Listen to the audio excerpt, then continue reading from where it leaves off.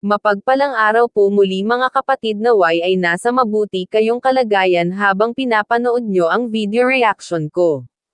Bago ko umpisahan ang aking video reaction ay kung pwede pa like at subscribe naman po sa aking channel para palagi kayong updated sa aking mga video. Maraming salamat po.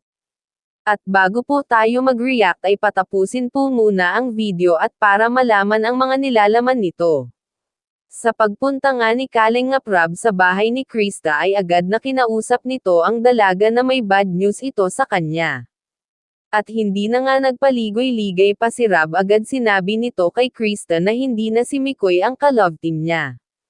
At dahil may nakapagsabi di umano kay Rob na may GF na si Mikoy.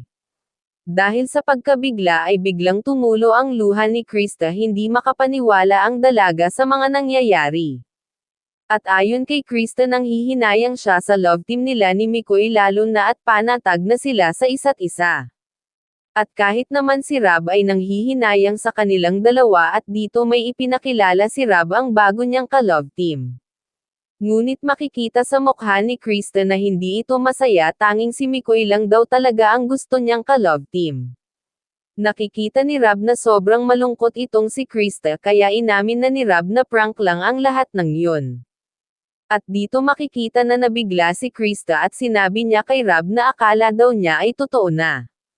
Mga kapatid, makikita sa mukha ni Krista na gustong-gusto niya ang tambalan nila ni Mikoy.